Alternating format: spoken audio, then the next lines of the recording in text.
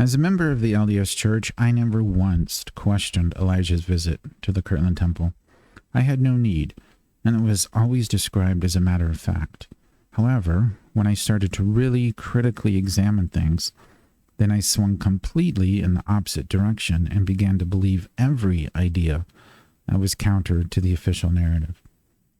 This seemed natural because my eyes started to open and I saw many things in a totally different light. However, now I've realized that truth doesn't always follow convenient ideological boundaries, and most often the truth is comfortably in the middle. In the LDS Church, Elijah's visit to Joseph Smith in the Kirtland Temple was canonized as Doctrine and Covenants section 110 and is believed to be when Joseph and Oliver received the sealing power. This sealing power is the highest power a human can hold, as it binds earthly things in heaven and is the authority that is used in order to seal marriages so that they can endure into the next life. This is an incredibly significant point in the history of the church and is seen as more evidence of God's divine approval for the young church. The issue with this, though, is that the entire concept of being sealed to God, or sealing in general, has changed drastically from what it originally was. It is not my intent to describe that as I've already done so in the past. However, it is important to realize that scripturally, there is no concept of sealing other than being sealed to God or Satan. The description of Elijah's visit, however, does not describe Elijah as transferring any keys or authority at all. It doesn't describe anything even remotely close to a power to seal in heaven that was given to Joseph. Therefore, it is entirely unclear why a claim of this magnitude is made based on evidence such as this. In my previous look at the importance of the Kirtland Temple, I described how the visit from Elijah was never talked about by Joseph or Oliver during their lives. This is certainly strange if the visit was a culmination of spiritual power, as the LDS Church believes it was. It is not very clear why Joseph would have the vision recorded and then hide it if he was then authorized to seal couples in eternal marriage. However, it is also important to keep in mind that Joseph almost never taught from the Book of Mormon itself. In virtually all of his teaching, he referenced the Bible only. Does this mean, then, that the Book of Mormon didn't happen? If the vision did happen, then it most certainly was not a spiritual advancement, but a degradation. At that point, the church had rejected the fullness that was given them and had chosen instead to collectively live a lower law. It is important to keep in mind, though, that just because Joseph didn't mention the vision, it doesn't mean it didn't happen. Through the historical records we have, we can only see an incredibly small glimpse of what actually transpired. I'm not suggesting we don't use these records in our consideration. I am, however, simply saying that the lack of evidence is not evidence. It is very clear, however, that Joseph always spoke of Elijah as being part of a future work and never in the past or present. This can be seen in several different discourses that were given by Joseph. This doesn't, of course, mean that Elijah couldn't have visited and performed some kind of work or transferred keys or authority. Elijah certainly could have visited and then described to Joseph a future work he would perform. The records we have are entirely unclear on this point. In order to demonstrate Joseph speaking of Elijah as having a future mission, it is helpful to briefly analyze some of Joseph's statements on this subject. In an October 5th, 1840 address on the priesthood, Joseph mentioned, quote, "Elijah was the last prophet that held the keys of this priesthood, and who will, before the last dispensation, restore the authority and deliver the keys of this priesthood in order that all the ordinances may be attended to in righteousness." End quote. Another occurrence of this was published in an October 3rd, 1841 edition of the Times and Seasons. This was a discourse on baptisms for the dead, in which Joseph mentioned, quote, "The dispensation of the fullness of times will bring to light the things that have been revealed in all former dispensations. Also other things that have not been revealed. He shall send Elijah the prophet and restore all things in Christ." End quote. One last occurrence that we can look at is a discourse that Joseph gave on August 13th, 1843, and was recorded by Willard Richards. Joseph mentioned, quote, "The world is reserved unto burning in the last days. He shall send Elijah the prophet, and he shall reveal the covenants of the fathers in relation to the children, and the covenants of the children in relation to the fathers." End quote. As was mentioned, Joseph always spoke of Elijah as having a future mission and being part of the events immediately preceding those of the last days. It is, however, logically inconsistent to conclude that if Elijah had a mission in the future, then he couldn't or wouldn't also have a mission that involved visiting Joseph in the Kirtland temple. It is quite possible that Elijah has many purposes to fulfill that we simply don't know about. Therefore, based on Joseph not speaking about the vision, and Joseph speaking of Elijah as being part of future events, then we honestly can't conclude anything aside from Elijah being part of the future work of God. In determining whether the visitation of Elijah in the Kirtland temple actually happened, there are a few key pieces of evidence that we can use to help us reach a specific conclusion. The first that I believe would be helpful to consider is an article that was published in the December 1898 edition of the Improvement Era. This article was written by Samuel W. Richards, who was a close friend of Oliver Cowdery and had first met Oliver when Oliver was separated from the church. This chance meeting happened during a fortunately timed snowstorm in January 1848, where Oliver was stuck with Samuel for nearly 2 weeks. It was during this time that Samuel became personally acquainted with Oliver and the many things that Oliver had to share regarding his history. After this event, Samuel continued to maintain correspondence with Oliver until Oliver's death on March 3rd, 1850. As a tribute to Oliver, Samuel published a brief summary of Oliver's life, which was published in the December 1898 Improvement Era. In this tribute, Samuel also published Oliver's last testimony, in writing, of the work of God that Oliver was a personal witness to.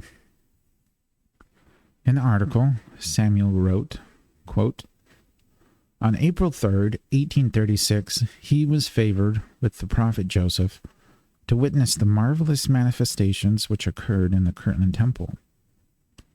When I saw the Lord standing upon the breastwork of the pulpit, immediately after this also appeared in succession Moses, Elias, and Elijah, each delivering up the keys and powers of their several missions and dispensations to Joseph and Oliver." End quote. This is, of course, Samuel's interpretation of things and several years after the chance meeting. However, Samuel would be an excellent person to know whether the events actually happened. In addition, if there was anything amiss with the events or anything leading up to them, then Samuel would also very likely know. This is not to suggest that Samuel knew everything about Oliver. It is, however, quite likely that they would discuss consequential events such as these. I think the most compelling argument in favor of the visitation, though, is that we actually have the written account in Joseph's journal, as written by Warren A. Cowdery. Warren was the brother of Oliver Cowdery and would occasionally act as a scribe for Joseph. In this particular case, we are fortunate enough to have the Kirtland Temple dedicatory activities written by Warren, and we can use this information to help us understand the written account. Historically, we know that Warren and Oliver both had difficulties with the church, which eventually resulted in Oliver being excommunicated on April 12, 1838. Warren separated from the church and continued to live in the Kirtland area until his death on February 23, 1851. This is important, though, because Warren would have had to have written the account prior to his becoming disaffected with the church in 1838. This leads to a very strong likelihood that the account was dictated to Warren, who transcribed it in Joseph's 1836 journal around the time that the event purportedly happened. This seems incredibly likely since Warren was also a scribe for Joseph during this time. Some have speculated that this account is part of a vast conspiracy from Brigham Young to forge this and numerous other records for a specific purpose. I don't claim any credentials in handwriting analysis. However, if we look at the hundreds of examples of Warren's handwriting, then we can see that the handwriting is quite consistent. Therefore, either Brigham accurately forged Warren's handwriting for no apparent reason, forged all of Warren's documents that we have, or the handwriting of the vision is in fact Warren's. Certainly Warren could have made it all up. However, why would Warren have done that? It is also important to keep in mind that the written account mentions nothing about sealing, polygamy, or anything remotely close. Therefore, if Brigham did forge the record, as some claim, then it is very confusing as to what he was attempting to accomplish. Just because some associate the vision with polygamy doesn't mean that's true, and it doesn't mean that it should be rejected outright.